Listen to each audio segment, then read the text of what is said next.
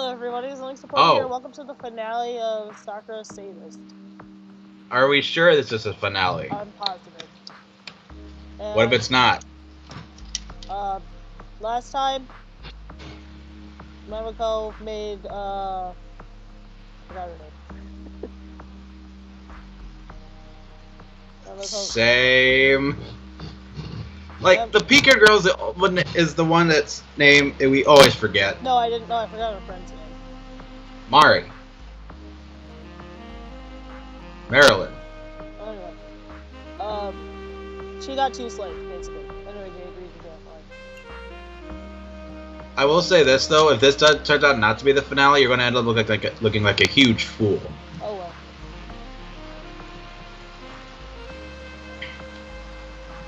I'm assuming you want me to read. Yeah. And so, half an hour later... Oh, it's Mari. I told you it was Mari. I wouldn't have thought you end up like this. Yes, I agreed to it, my little kitty. Don't tell me. Don't tell me. Don't tell me you're back here like that. No, I'm not.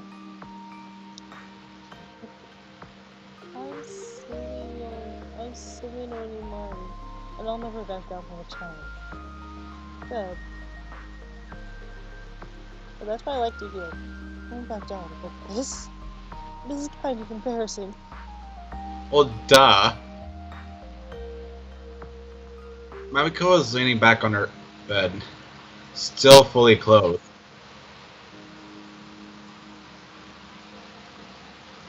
Mara and I, meanwhile, were forced to wear some rather interesting outfits.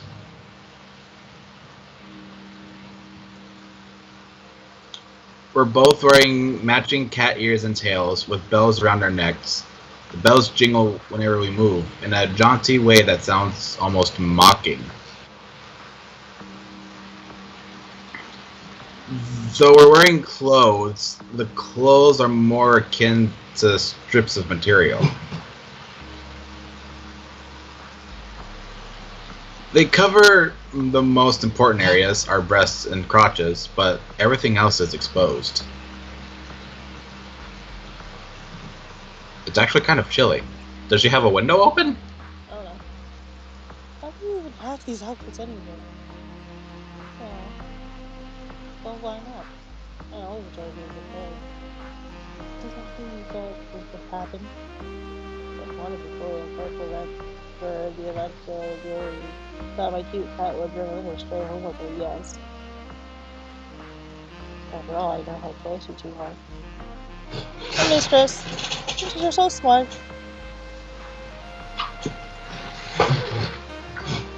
I pressed my breast against Mamiko's side. What was her name? The pink-haired one?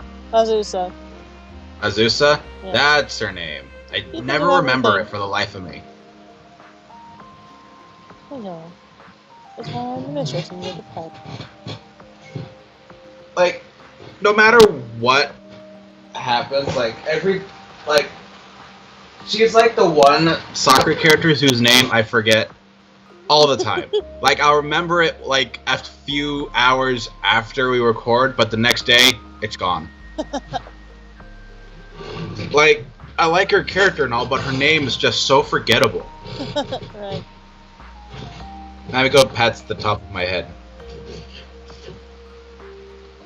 The way her fingers massage my scalp feels kind of nice.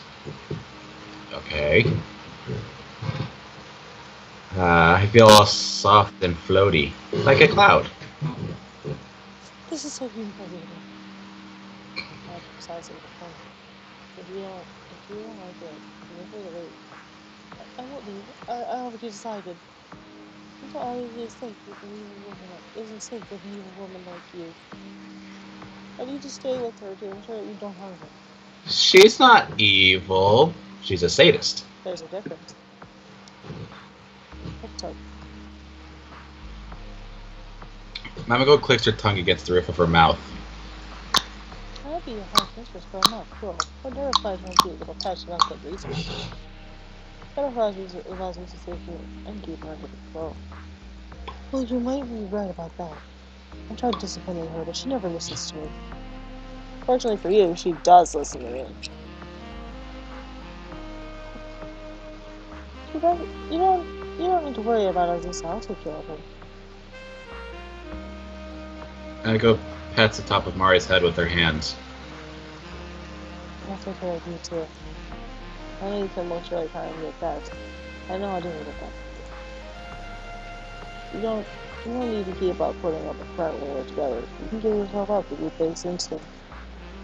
Don't think too hard, just be my cute little kid. I'll take care of everything else. I do have a question though. Like, wasn't Azusa supposed to be like a dog or something? It's whatever suits Mamiko's needs. So they're both cats now. Yeah, whatever Mamiko wants. Alrighty then. Mamiko looks between the two of us and offers us a small smile. That isn't quite sadistic as usual.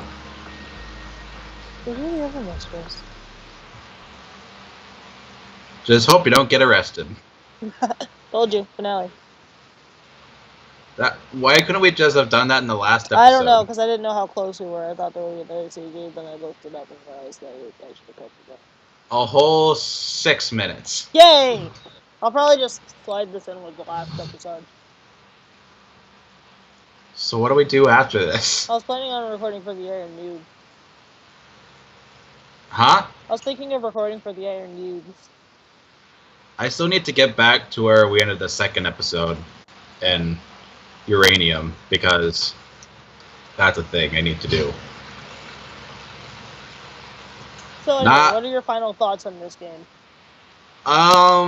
It was interesting to say the least. Again, I don't know what it is with pink-haired characters, but they seem to resemble you quite a bit. Just saying. Hey, Hikari didn't.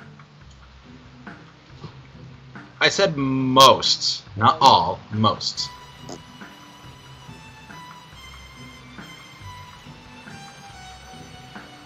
But otherwise, I thought it was pretty good. The story was interesting, to say the least. But there were just some parts I thought it was just weird. Like the whole Venus thing.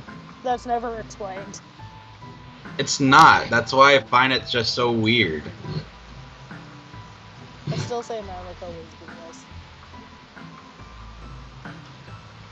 But if I were to say who I liked out of the three characters the most, it would probably have to be Azusa, just because I find her quite funny. She's hilarious. I don't know, it's kind of a toss-up between Mari and Mamiko, because Mari kind of got some more screen time than Mamiko.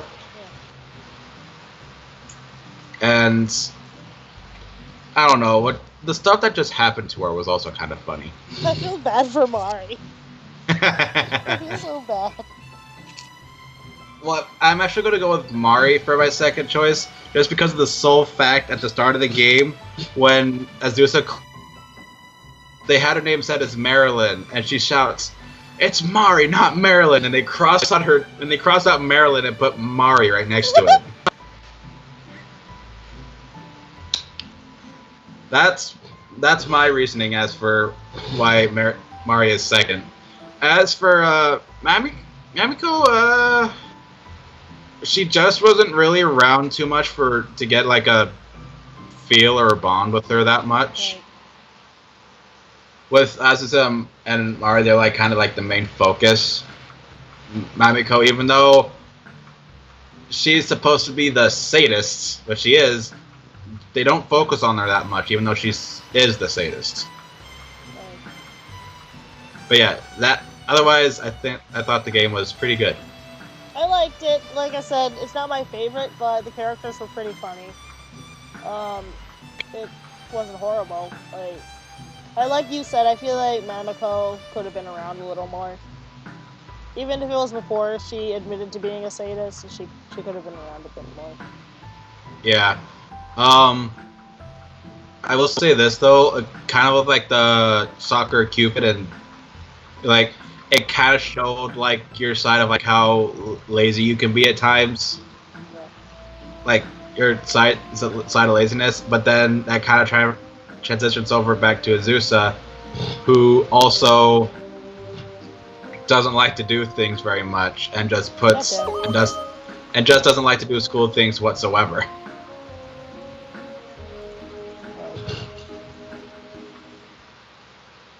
Yeah. Oh, Other than yeah. that, my still probably my least favorite game at this point is still like Soccer Fantasy. I still find that game pretty boring. Yeah, I think that's a good choice.